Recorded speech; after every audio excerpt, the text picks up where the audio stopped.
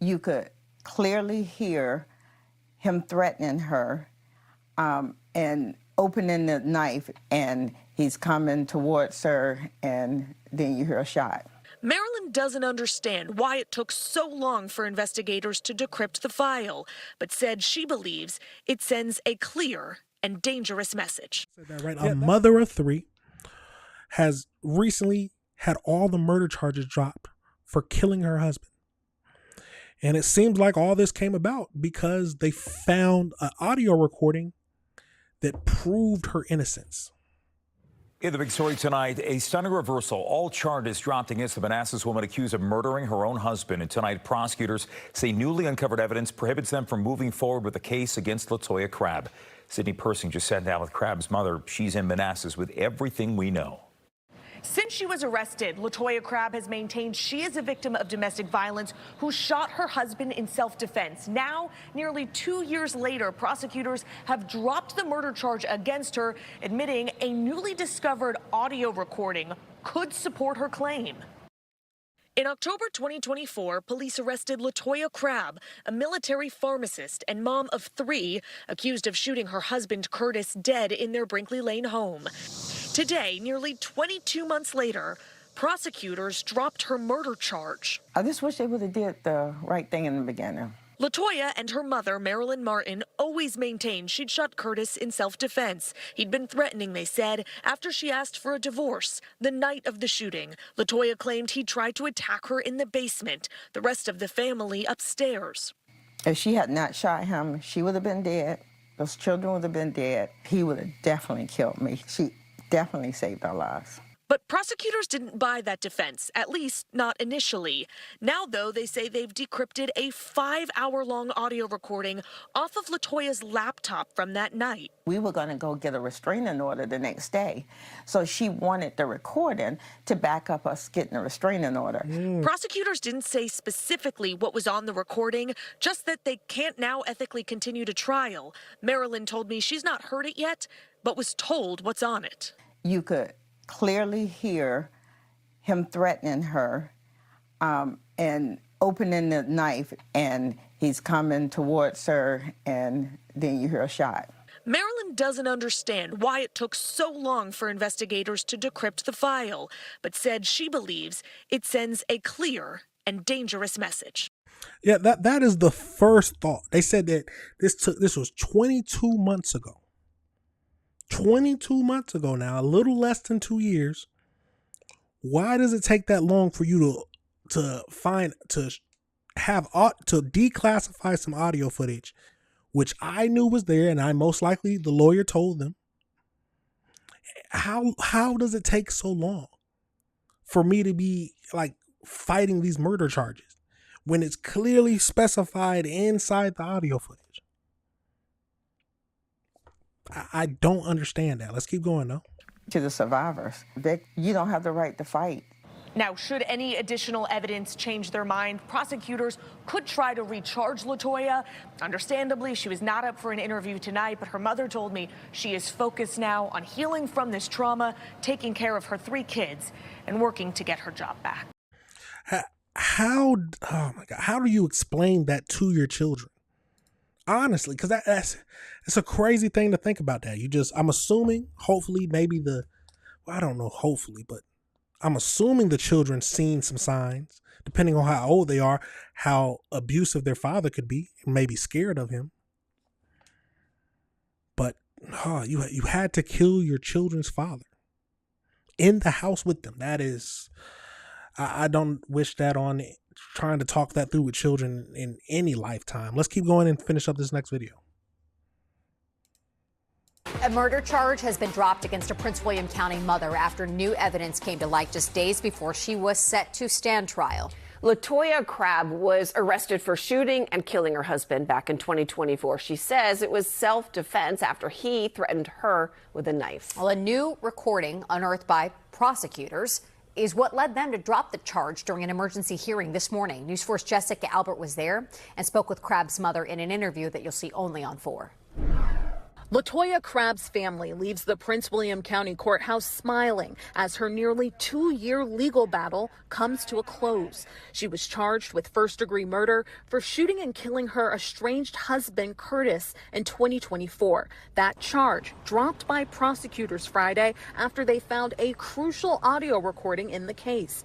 This is Crabb's mother, Marilyn Martin. We are happy that we don't have to continue to endure this hanging over her head and going to trial next week. Crabb has long maintained she shot her husband in self-defense, saying he threatened her with a knife and sent texts threatening her family. We interviewed her while she was out on bail last year. I try to hope for the best and just prepare for the worst case scenario. According to court filings obtained by News 4, on August 11th, 6 days before Crabb's case was set to go to trial, prosecutors gained access to an encrypted audio recording taken on Crabb's government-issued laptop. She worked for the U.S. Public Health Service at the time of her husband's death.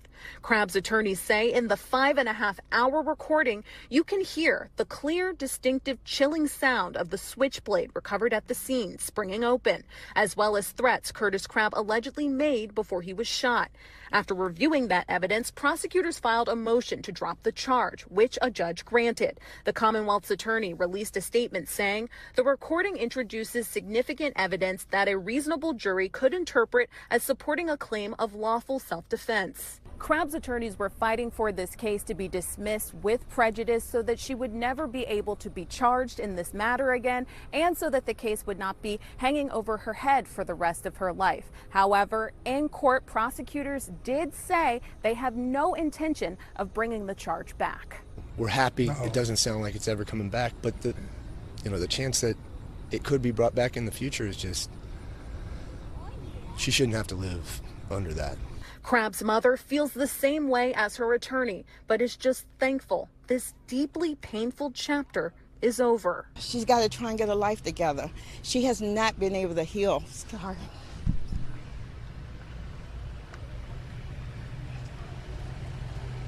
She has not been able to heal from the trauma from this event. So hopefully she can get counseling to heal from it. In Prince William County, Jessica. Why did it take so long? That's the biggest thing I don't understand. Because she knew she had to record him because she was going for a restraining order. But why did it take so long for the prosecution to agree to look at it? I don't know what is happening. But let's look over at the AI breakdown to see if it answers our questions, y'all. So on Friday, August 14th, prosecutors dropped all murder charges against LaToya, a mother of 3, after newly released access audio evidence heavily supported her long-standing claim of self-defense. So she ended up shooting her husband in October 2024. From the day of her arrest, she has maintained that she shot him in self-defense to protect herself and her children after her husband threatened her with a knife during a domestic confrontation. Days before her trial was set to begin, the prosecutors decrypted and reviewed a 5-hour audio recording that captured her on her government-issued laptop to document the interaction. So okay, first things first. 22 months later, why are you just now decrypting this now? Isn't that like if someone tells me I have an audio recording of the attack, isn't that the first thing prosecutors look at? That just makes sense to me, but I guess I might not be a prosecutor, but all right. So according to the defense attorney, the recording captures unmistakable audio of him pulling out the knife right before the shooting. Prince William County stated that the newly reviewed recording introduces significant evidence of lawful self-defense, creating a reasonable doubt regarding the criminal intent. They formally declined to prosecute, while a novo prosequi, I don't even know how to say that, means charges can technically be reintroduced in the future. So several critical details have been released. So LaToya recorded the 5-hour Zoom interaction on her work laptop. because she was employed as a military pharmacist for the U.S. Public Health Services. The laptop was government-issued device with a high level of data encryption. 22 months worth of data encryption, all right.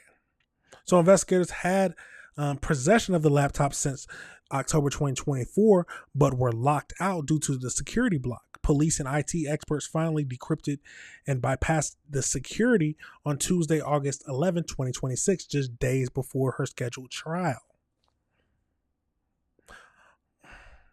Prior to uncovering the audio tape, prosecution actively contested her self-defense narrative.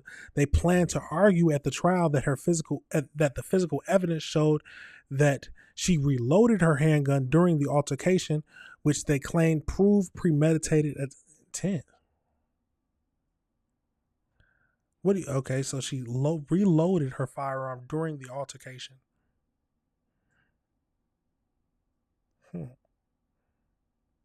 I'm assuming they're not saying that she reloaded after everything was shot. Well, that's okay. So state investigators initially believed that she had intentionally deleted the Ring security footage from inside the home immediately after the shooting to cover up what happened. The audio recording ultimately refuted the theory that the shooting was premeditated. So according to the statement and the court documents shared by the mother, Curtis had escalated his behavior after she asked for a divorce. Days before his death, he sent a text message explicitly threatening to hurt everyone inside the house, set the home on fire, and ensure she would never see their children again. Where is that text message? Okay, I mean, the prosecution wouldn't even think about that? All right. So they ended up stating that the continuous audio recording on the laptop specifically to document his verbal abuse and intimidation so she could present it to the judge to secure a restraining order the following morning. While she was originally arrested on second-degree murder and firearm charges, prosecutor later successfully convinced a grand jury to upgrade the charges to first-degree murder. She was not held in jail for the entire 22 months leading up to the dismissal. She initially spent 4 months in jail before a judge granted her a $10,000 bond in March of 2025, allowing her to live with her family under an ankle monitor surveillance while awaiting trial.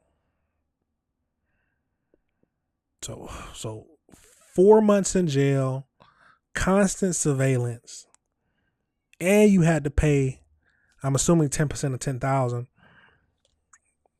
$1,000, all for them to say, yeah, you were right. You did kill him in self-defense. The world is a crazy place, y'all. Let me know your thoughts and let me know if you disagreed with anything I said. It's an absolute crazy case. Well, this is the type of stuff we got to review together.